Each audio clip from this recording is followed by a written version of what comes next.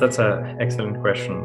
So we've seen this quite a lot because the early adopters of machine vision, one of the number one complaint that we see is, we've been sold a system that says it's X% accurate. It does all the things that it claimed to do.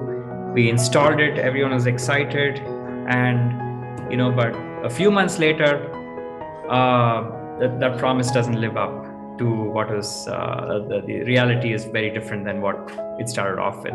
You get some changes, and then it starts to you get a lot of false rejections. So false rejections are things which are good, acceptable parts which are then rejected unnecessarily, and then you just need to go and either re-inspect those parts, or worse still, you have defective parts which are then accepted.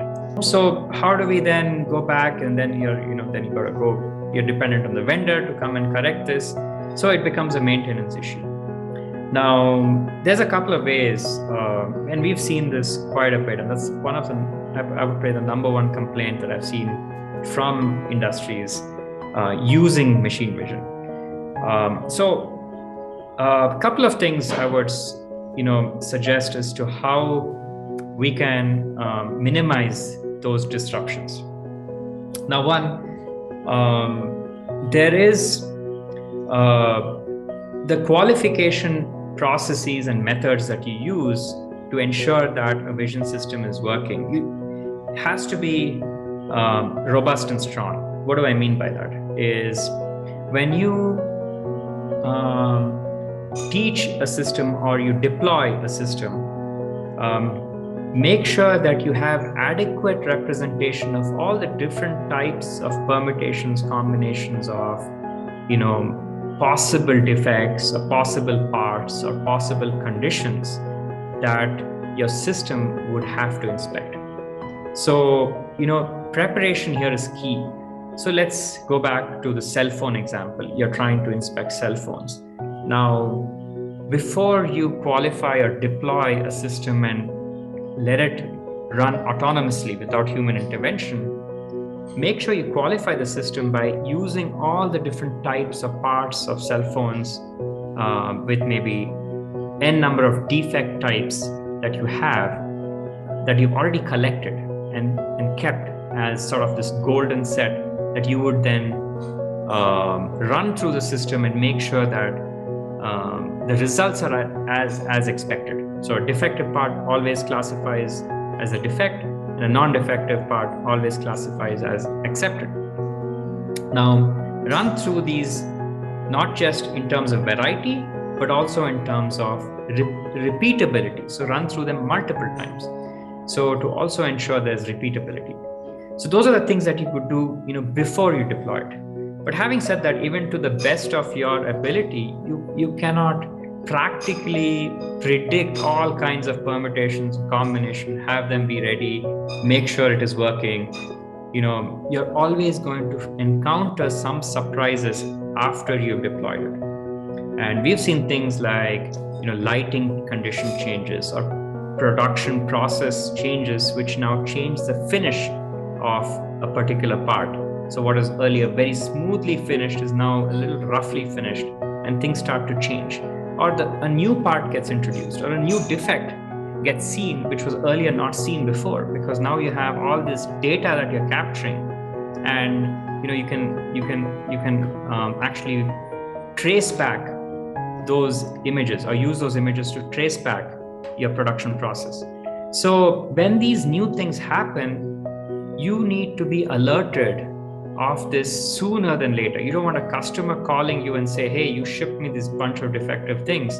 And you're like, no, wait, but I had this vision system. It's supposed to catch all these defects. And when you go back, you find that this was a new defect, which was never trained. Now, you don't want the customer telling you that this new defect was not caught. You want this caught earlier. So what we've sort of done at Qualitas, for instance, is can we use an intelligent way? So just like you use sampling-based quality control in your manufacturing line, can we QC the QC system, right? Which is sample these images that are being inspected but sample it intelligently. So, like for instance, if there's a confidence score associated with an inspection, right? Or if we know beforehand that certain variants or SKUs are likely not going to be very accurately judged, can we sample more of those SKUs? Now, using a combination of these rules, you then collect those sampled, inspected images and present it to a subject matter or a human grader, and have them double check this to say that, okay, the system said it's okay, but the confidence was low. Is it really an okay part, or did it have a defect in it, or vice versa?